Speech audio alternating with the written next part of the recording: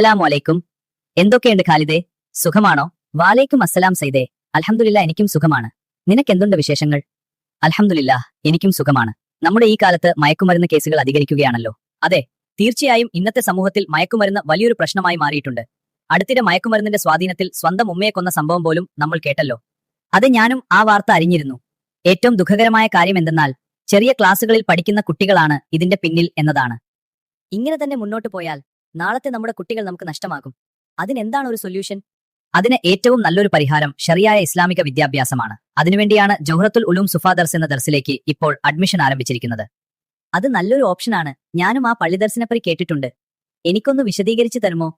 നമുക്കറിയാം, പള്ളി ദർസ് എന്നത് റസൂലിന്റെ കാലം മുതൽ തന്നെ ഉണ്ടായിരുന്ന ഒരു സംവിധാനമാണ്. അതേ രൂപത്തിൽ തന്നെയാണ് വളമംഗലത്തും ഈ പള്ളി ദർസ് നടന്നു പോരുന്നത്. ആത്മീയ വീക്ഷണത്തിലൂടെ വളർത്തിയെടുക്കുക എന്നതാണ് പള്ളി ദർസിന്റെ ഏറ്റവും വലിയ ലക്ഷ്യം. അതോടൊപ്പം ഭൗതിക വിദ്യാഭ്യാസത്തിന് അവസരം നൽകിക്കൊണ്ട് വിദ്യാർത്ഥികളെ സമൂഹത്തിന് സമർപ്പിക്കുക എന്ന ലക്ഷ്യമാണ് പള്ളി ദർസിലൂടെ കേന്ദ്രീകരിക്കുന്നത്.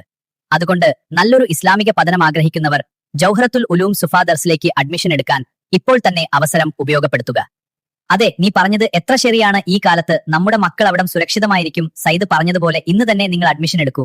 മാത്രമല്ല, ജൗഹറത്തുൽ ഉലൂം സുഫാ ദർസ് ഈ പ്രാവശ്യം വെബ്സൈറ്റിലൂടെയാണ് അഡ്മിഷൻ കൊടുക്കുന്നത്.